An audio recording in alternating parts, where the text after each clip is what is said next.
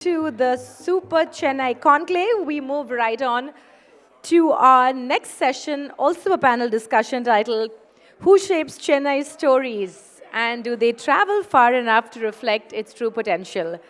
I'd like to welcome our speakers to take the stage.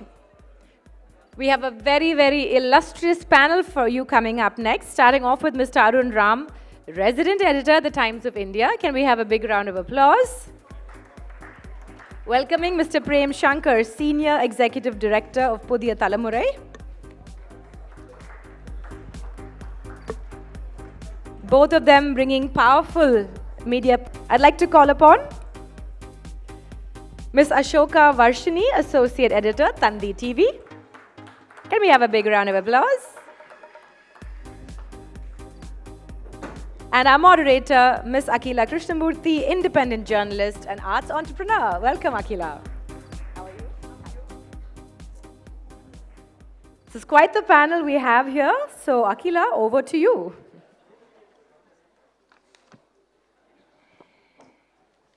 Thank you, Paloma. It's a very simple idea, but a very complex and a layered one.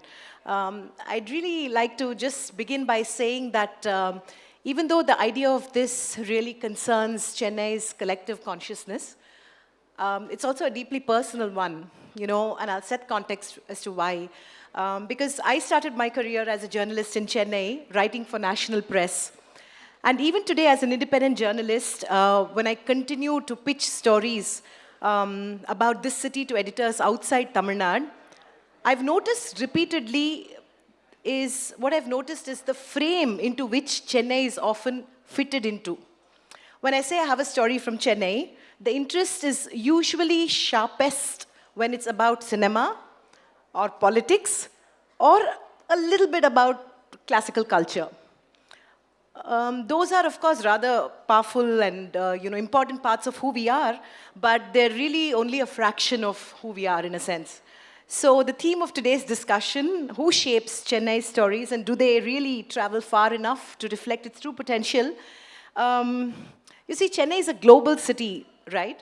And obviously built on infrastructure and policies and all of that. But it's also, there are so many stories that are brewing within it, and stories with impact, potential, reach, and the question is really, are those stories being reflected at a national level? The other thing that I really want to investigate in the panel is that it's also a city with a dual personality. We're very proud of the fact that we're, rooted in our tradition, but we're also calling ourselves modern.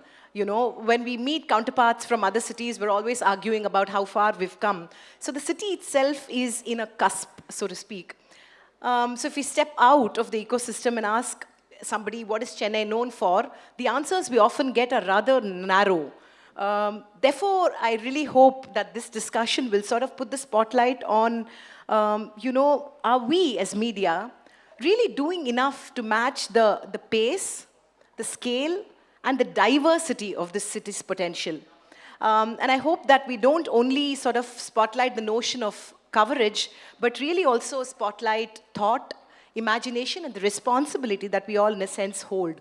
Who is sitting in a powerful sort of position to frame Chennai's stories for Chennai, for the rest of India, and for a global stage?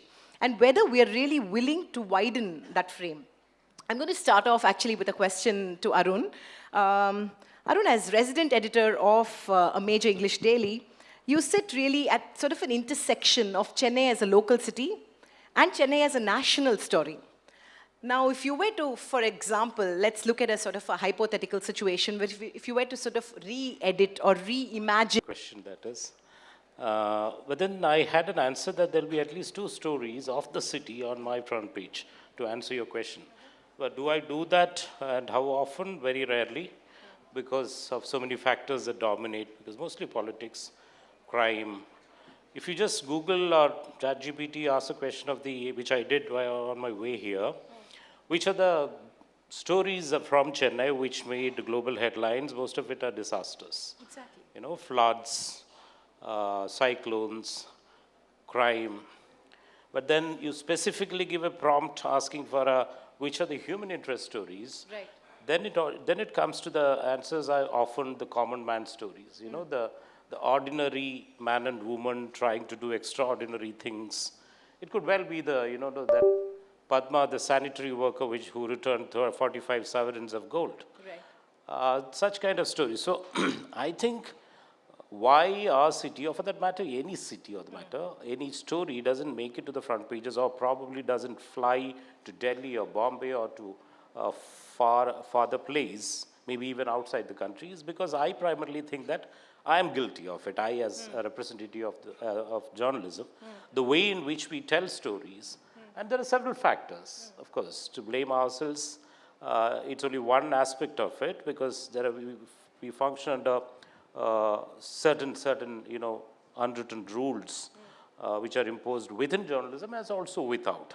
So I think the answer is that many of the ordinary or local stories which we all do have the potential to travel very far, and it all depends on the way in which you tell the story. It's all about storytelling, I would say. We could discuss any story for that matter, take it and make it global, or what we fashionably call glocal. So I think it's more in the hands of the writer, the editor.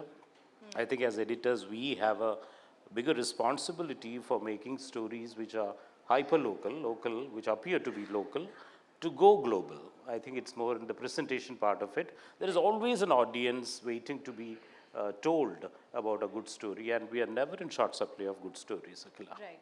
But Arun, what are you contending with when you pitch a story for the, the front page of the Times of India? Like, who's coming in the way? See, some of these stories are any which way we have to take. So when the Prime Minister is sitting at the AI conference, obviously you can't think of another lead story for the day. Of course. I know half of my today's page one, what is it going to be, though it is not yet 5 o'clock.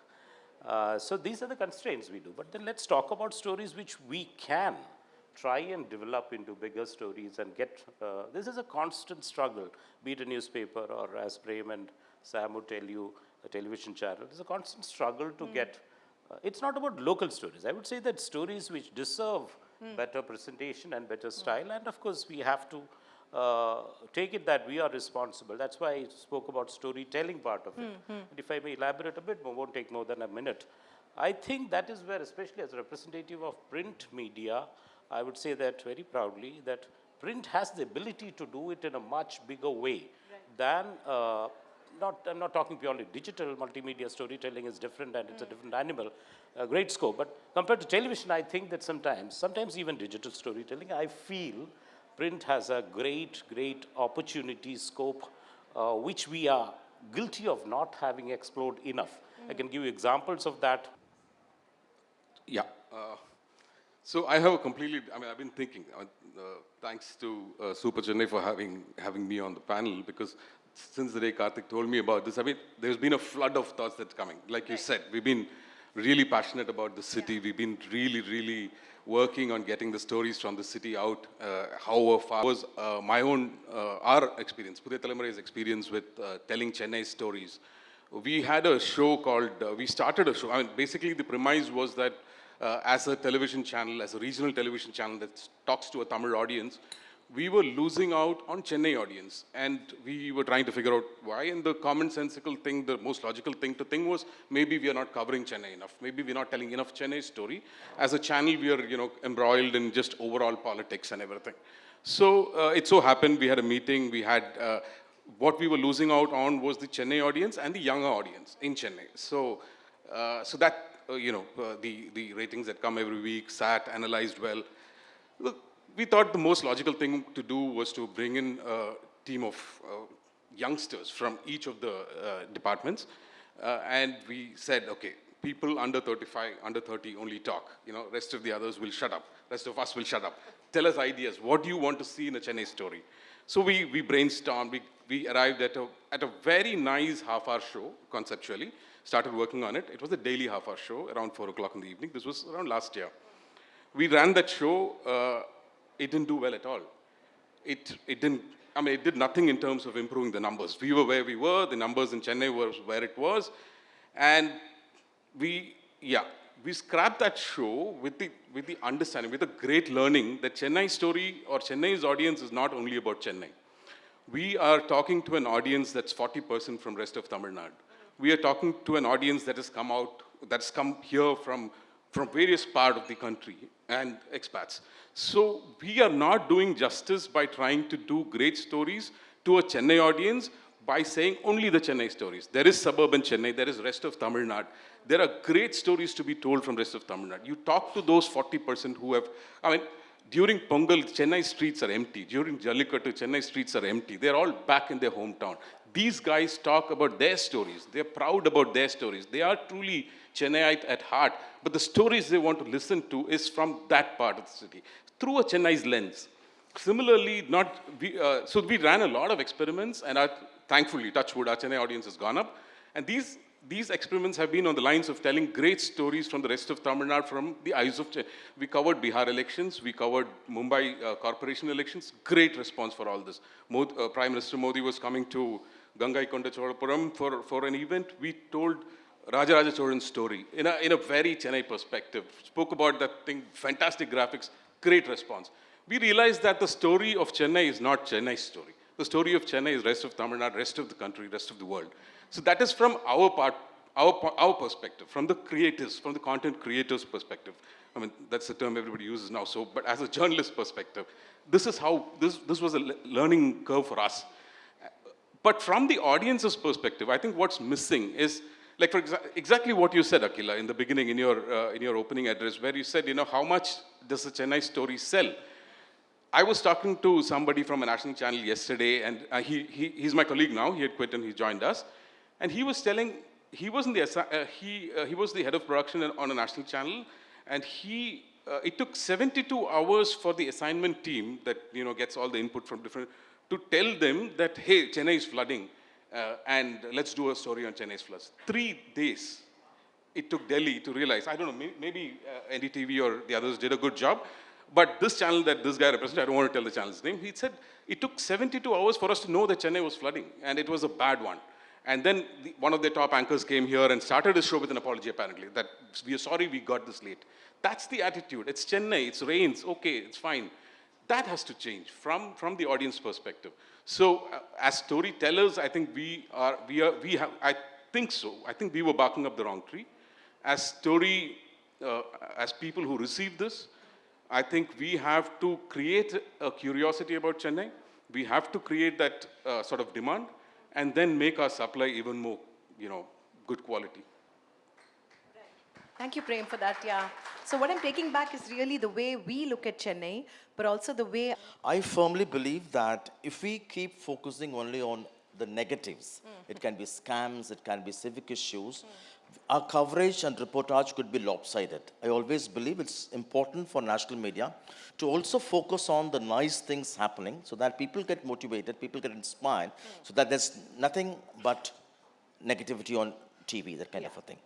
But often what sells is crisis, scams, negativity kind of thing.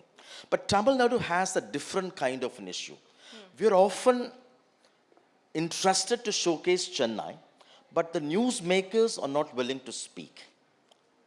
That's a major challenge for national media. Say, for instance, how often does our chief minister, do our ministers, do our MPs and MLAs who are quite articulate in English, how often do they speak casually on television? Except during crisis time when we gate crash, thrust the mic on them. Otherwise, they don't speak. How often do our celebrities, Chennai is the home for superstar Rajinikanth, Kamal Hassan, Nayanthara, A. Rahman, but how often they speak to tell their stories? They're all great achievers, but they don't speak. Somehow, over time, there is a culture of recession. We should not speak. And people who speak also are very filtered. They do not want to be open, but they want to be politically correct all the time. I'll give you a real example. A few months ago, I interviewed a top leading actress, heroine, just before her film was released. A brilliant interview. At the end of the interview, I put 4 questions on Vijay. You worked with him, he's coming into politics, what do you think his strengths are? She gave brilliant answers. The moment we got into the cab and get out of the hotel, her PR calls, sir, ma'am does not want the last 4 questions to go on air. I said she spoke all positive things about Vijay. There's nothing she should be worried about, but no. So somehow we have developed a culture where people think twice to be on their own. These articulate leaders could be excellent brand ambassadors for Chennai. The ministers, the chief ministers, the MLAs, we have such brilliant talent. But except for crisis, except for political election time, they don't come on camera at all, except the occasional sound bites, which does not, in a sense, reflect the spirit of Chennai in a strong way. So this culture ought to change. But otherwise, the perception in Delhi is often limited to Delhi, especially for national channels. They look towards Chennai south only when there is a crisis. But the good news is things are changing now. There are many from Tamil Nadu, from Chennai, who are in leadership editorial positions, who help to project these stories in a larger way. But half the time, the problem is the reluctance among the show newsmakers here. There are brilliant innovations happening in Chennai, brilliant musical achievements, brilliant cultural developments. But except the seasonal programs like the Sabas during the Margali season, otherwise people are very, very reluctant. And that's what television is very, very challenging, because we need, number one, English-speaking people. That reduces the pool to 50%.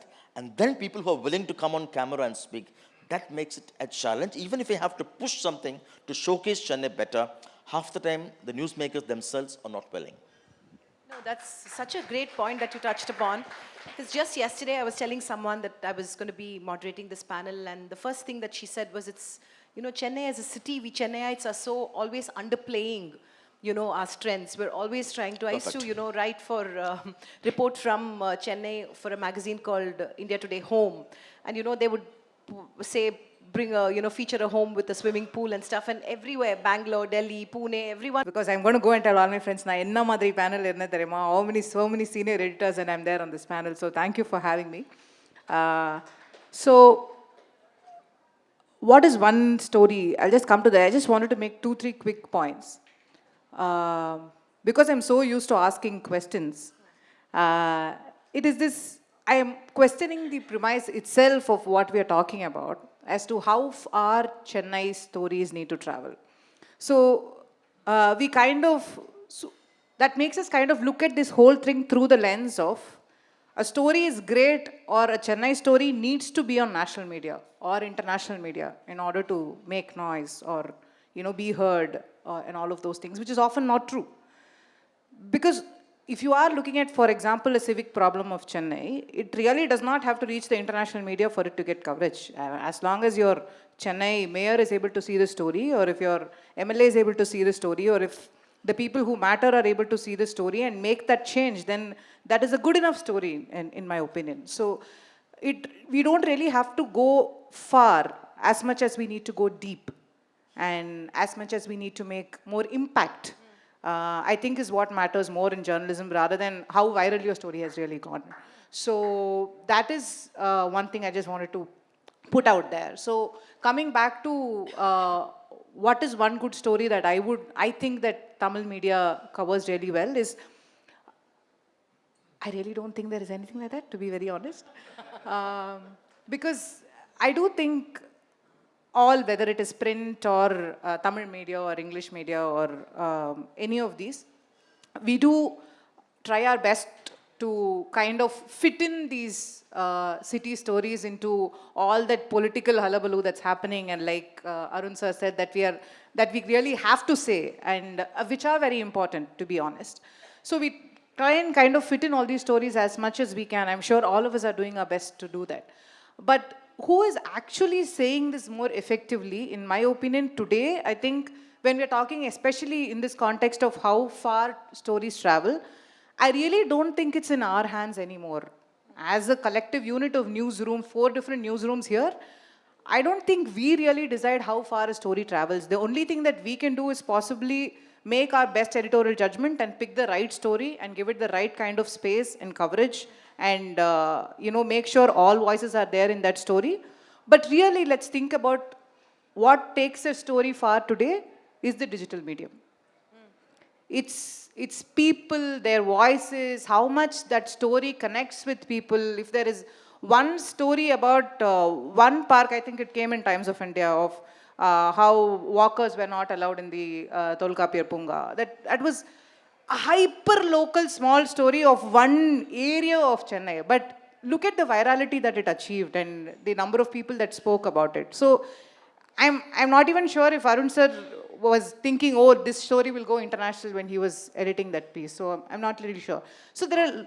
Not till a prominent person criticized the story. Yeah, possibly. So, so I'm only saying that if we just keep doing the right stories, now how far it travels and how deep it travels and how many people it reaches is actually left to the world, or should I say left to the algorithms to decide. So I think it's more of, if we just keep going deeper, I think one day we'll just go far. Yeah, I think that's a very ideological and a very philosophical take on my question. Thank you so much for that. I'm going to sort of circle back to Arun and really, Arun, you talked about, you said that you were asking yourself this question 30 years ago when you began your career as a journalist, and you talked about the importance of storytelling. And you also talked about how print media has the potential of covering things in a way that TV cannot. I just thought it would be great if you could actually put the spotlight on that and give us an example of a Chennai story that the TOI has covered, which has really sort of, raised the bar in terms of storytelling and the coverage of it. Let me tell you, recently we did a story. It was not an entirely a good new idea, though we had ideated this 2 years ago, about the story about our reporter, Muskan. She, for 3 days, she went around as a gig worker. She went as a Swiggy delivery girl one day with Blinkit, one day with Zomato. And she wrote her experiential piece about. So it was not a really comprehensive piece which covered everything, but at least it was a good read. And it had a lot of impact because we started receiving calls not just from readers, but also from these companies about it. It was not an original idea. An Indian Express in Bombay, Delhi had done it. Some other paper also had done it earlier. So they beat to us in that segment of the competition, but then the impact it created. So I would say that this is something, it's a great visual story also. This could have been done on television, this could have been done on any medium for that matter. It is not a print great story. But to give other examples, see, again, before I come to another example, probably not from TOI, is also, I think the problem here which kind of stymies us from telling great stories in a great way is this new thing called algorithm. I think we are prisoners of one very modern thing and a very one ancient thing. Well, the ancient thing is a history. We have a baggage of history. We are prisoners of history at times. Sometimes invented history, I would say. For example, we all celebrate Madras Day. Nothing wrong about it. It's very good to have a celebration. But to say that the day Madras was founded on the day when these two Englishmen came and bought a strip of land and built a Fort St. George in the 1639, that's absurd. So we have a history of 2,000 years ago, maybe, probably. So I'm talking about proper township civilizations, not about the Paleolithic age where people must have walked this earth. So we have one problem with this invented history, which makes great marketing stories. Newspapers, including mine, are guilty of this. But then that is one part of it. Then the latest thing is about this technology part of it is the algorithm. So the moment I don't look at algorithm. It's an admission of guilt, or I don't know, a celebration of freedom, or whichever way you take it. I get a lot of flack from my bosses for not looking at it. So this is like, this is like, I consider algorithms as a drunk traffic cop, trying to tell you where to go, where not to go. So, or maybe, okay, it's a politically incorrect analogy. So probably a garbled Google map telling you where is a heavy traffic and where to go and where not to go. So this completely takes away the pleasure of serendipity in storytelling, the eyes of a pigeon or eyes of a person who looks at the pigeon, and it's called pigeon. So these are kind of stories which I don't know how a television can do this. Probably you can do, but I don't think that you have the time and energy to invest in this kind of storytelling. But also, Arun, we're also dealing with a world where people are not reading. Yeah, true, and true. so 20,000 words is, True. That's, of course, these are all pieces of the joy of reading pieces yeah, also. Absolutely. You do get enlightened. This is not, of course, it's not a great political debate you're talking about. So I think a large part of our journalism is misguided into thinking that prominent people and politics constitute great storytelling, which is wrong. And also the way in which it is told is very important. It could be visual, it could be digital, multimedia, written, whatever it is. Though I've been a slave and a fan of the written word, let me cite one more story. This was again, the New Yorker wrote about the immigrants, which is a very, one was the Pigeon 2 and one is the life of immigrants. This is another 15, 30, 20,000, 25,000 word story about the life of immigrants in New York, which deals with, of course, a huge political issue, a huge social issue of immigration into the US, which is now a hot topic after the Dawn is back. The reporter spends, it is written as living in the dormitories of immigrants. So the reporter lived in these 2-room, 3-room apartments with 20, 30 people of different races from different geographies living together, weaving their story together, how they fight in the kitchen, how they make love in the kitchen, everything. And then the story ends, after this 25,000 words, ends with a scene of two 90-year-old, a couple. They are on a wheelchair.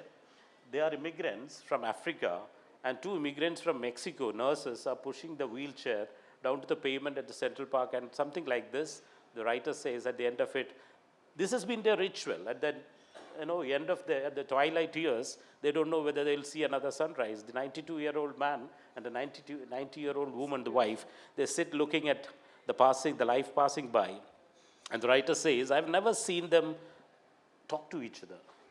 But just once a while, the man's wrinkled finger touches the wrinkled hand of the woman. Oh. She doesn't look at him. She looks straight. She smiles. What the hell? Yeah. Can a 1-hour movie tell you this? Maybe, yeah, Satyajit Ray could have said this. But then, I'm saying this is serious journalism.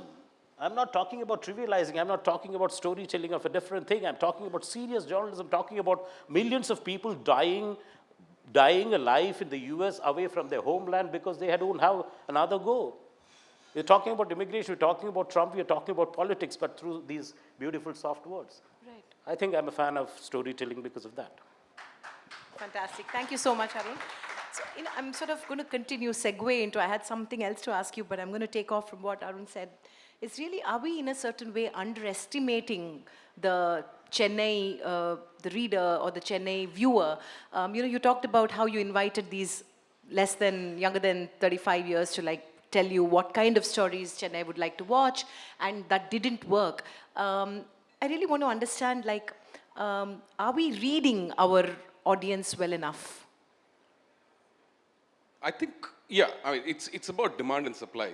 What does I was asking my research team before I came here to show me the kind of stories that Chennai has been watching on television news.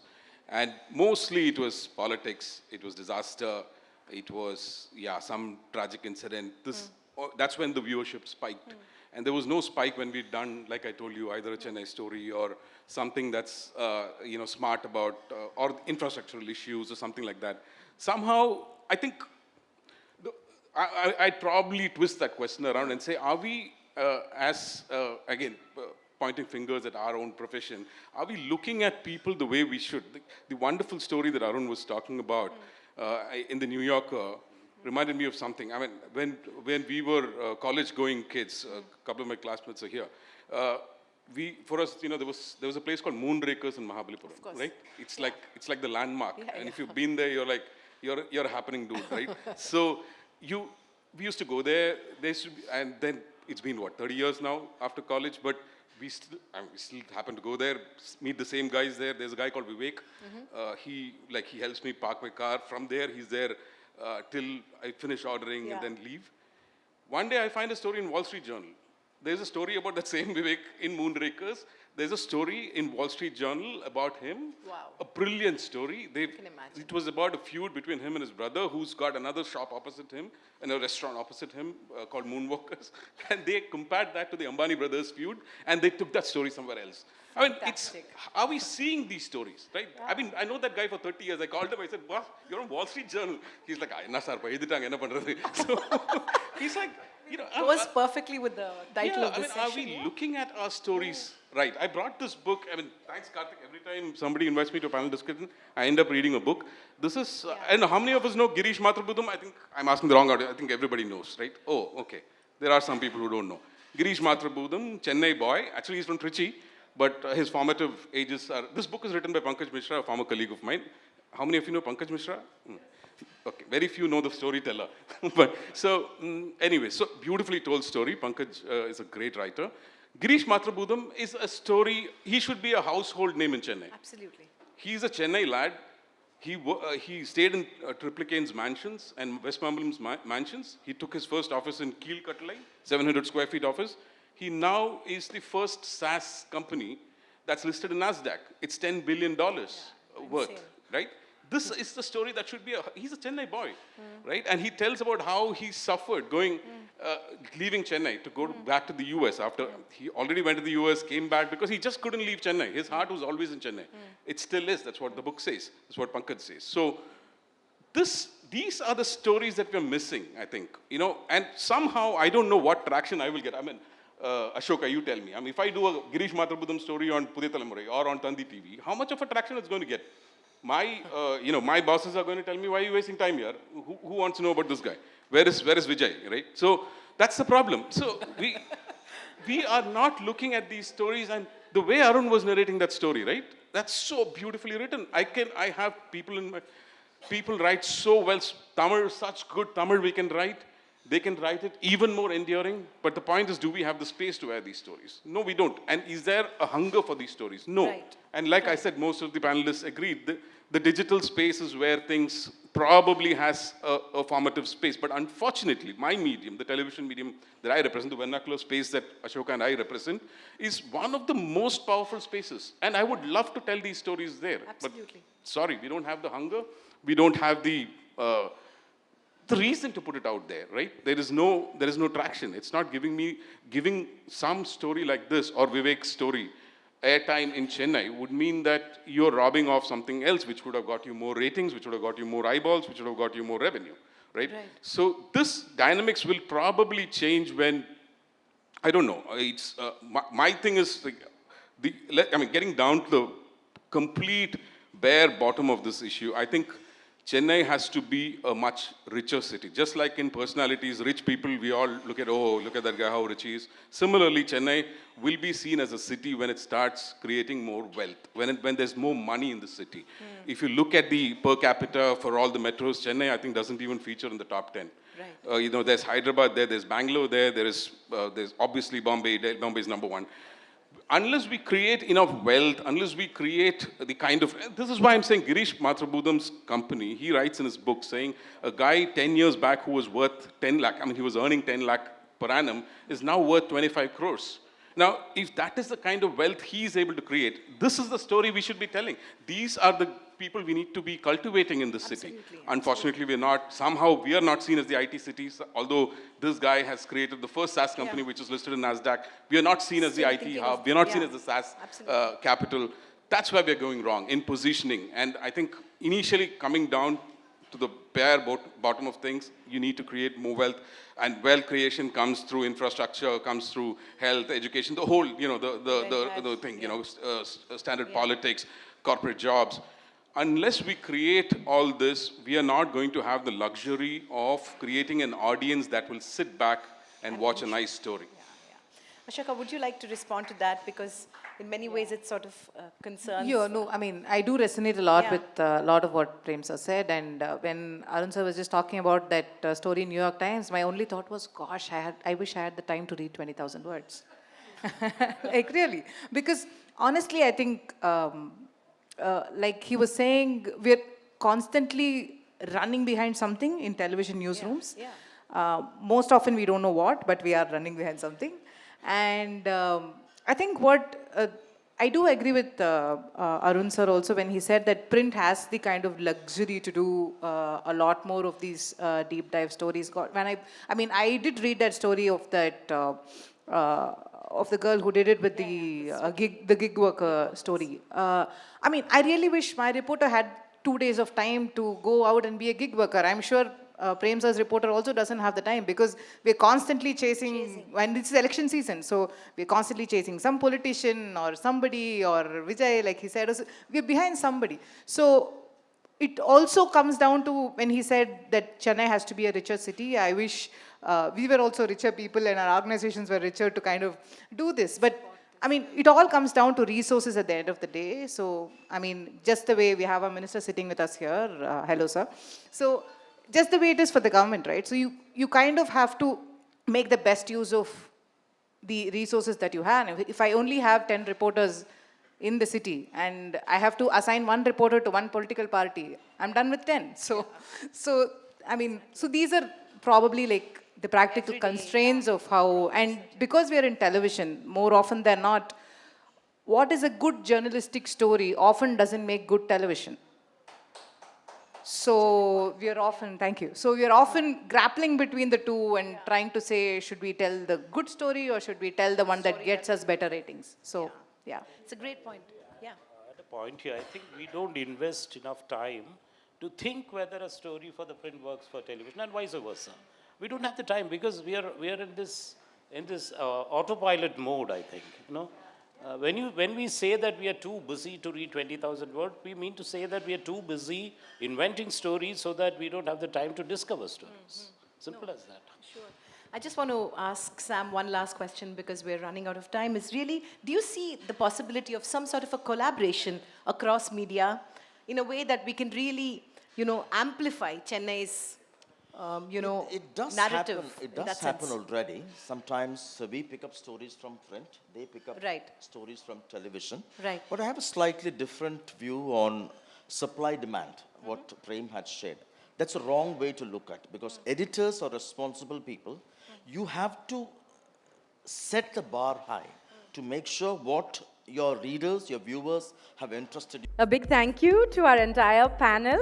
Can we give them a big round of applause and inviting Mr. Ranjit Rathod to please do the honors and present them with the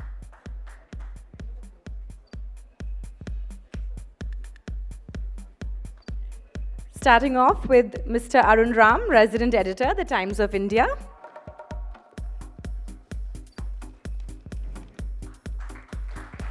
Thank you so much, sir.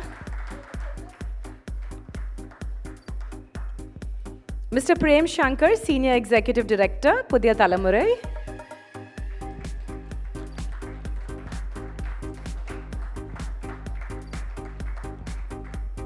Mr. J. Sam Daniel Stalin, Bureau Chief, NDTV Chennai.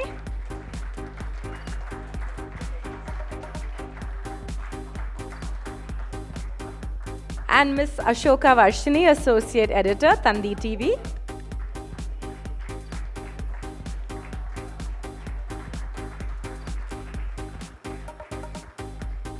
And our moderator, Ms. Akila Krishnamurthy, independent journalist and arts entrepreneur.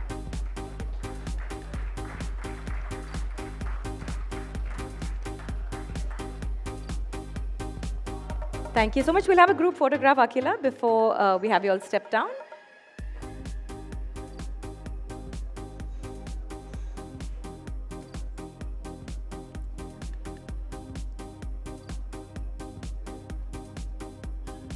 Thank you so much. Once again, that was really a wonderful panel.